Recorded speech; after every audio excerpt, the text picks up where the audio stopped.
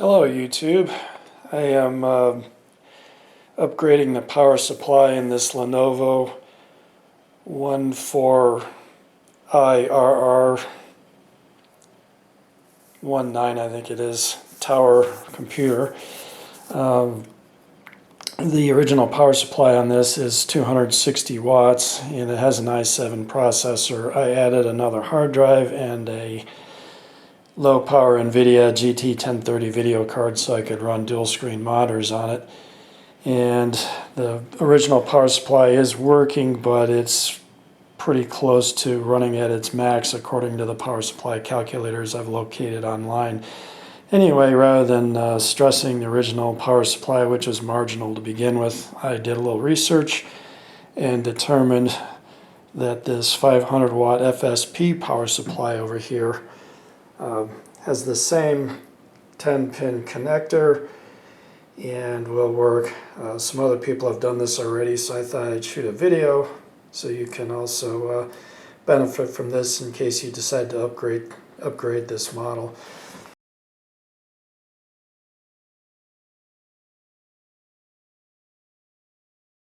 I'll give you a shot of the front of it here. That's what it looks like.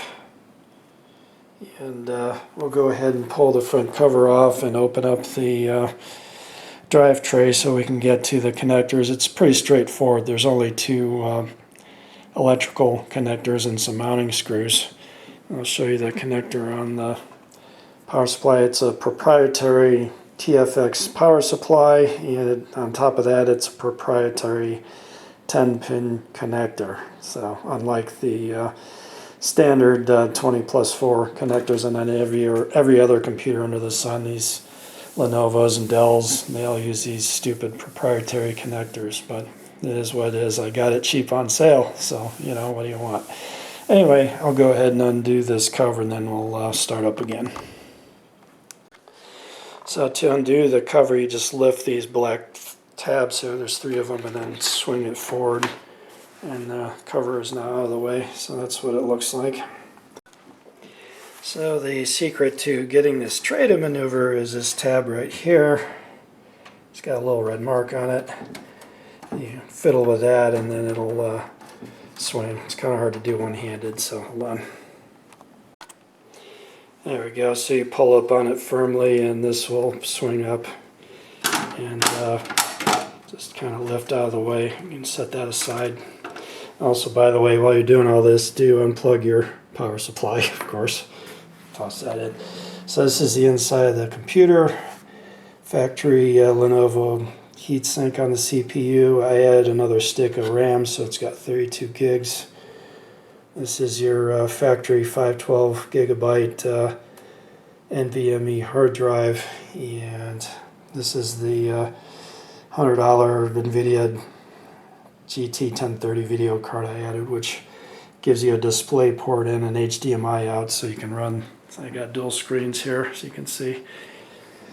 And this is the factory power supply.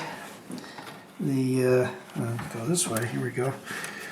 So it's manufactured by Huntkey, and the model number is HK360, I believe. And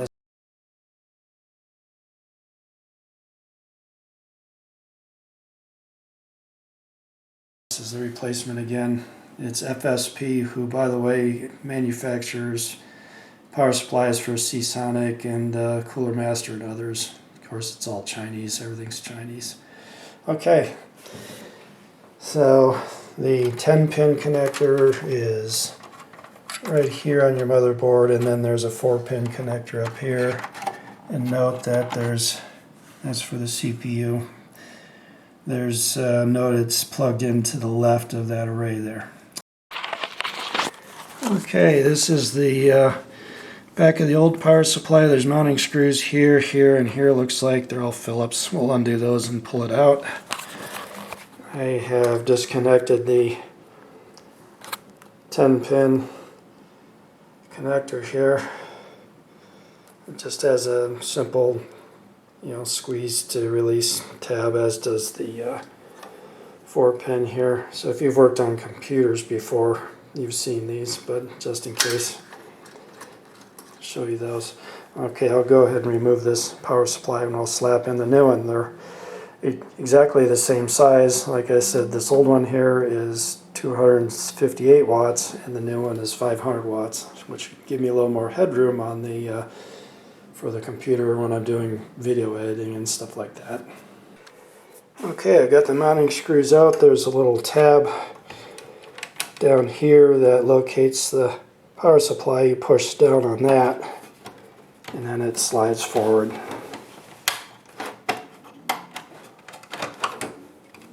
And out it comes. So a pretty simple situation here.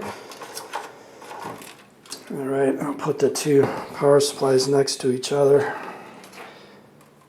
So there's the original 280 or 60 watt or 58 watt, I guess it is, power supply that came with the computer, and this is the replacement 500 watt. And as you can see, they're exactly the same size,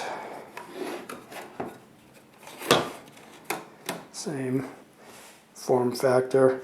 This one's just a lot more wattage, so I forgot to mention the CPU on this. It's a new Intel 14700, so it's a 14th gen, 20 cores. Supposedly rated at 65 watts, but man, you know, these new ones will suck some juice. So anyway, I just want to make this thing as reliable as I can, and for 67 bucks, why not? Okay, I'll go ahead and put in the new one. Okay, the new power supply is in. There's the plug up top here, the ATX for CPU power, evidently. And the 10-pin connector is in here.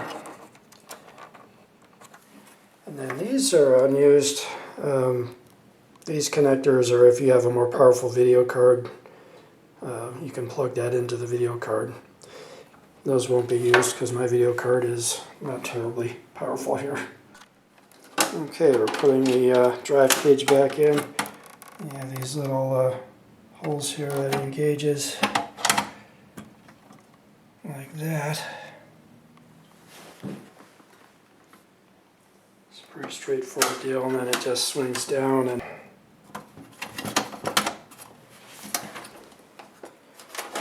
then it just clicks nicely into place, and there it is. The other thing I forgot to mention, I also added a low-speed silent case fan in the front here because this thing gets pretty warm inside. The Intel 14700 CPU puts out a good amount of heat. Anyway, I'll go ahead and turn this thing on and show you the thing running with everything all done here. Got the front on, so it's got some hinges on the other side, and then you just redo these 3 clips here. It's no tools required to get the panel off. The side panel here is a little fidgety. It has these little posts here. There's 3 of them, and those engage on the case here. There's these 3 little dealios. So anyway, don't force anything. If it's not going on, it's not lined up right. And then okay, we'll put this on. Probably won't be able to do it one-handed. That would be a miracle. Oh, I must be living right, man. Anyway, that's how easy it is if you're doing it right. If you're not, then it's not easy. So don't force it. Okay. All right, there it is, up and running. She's booting.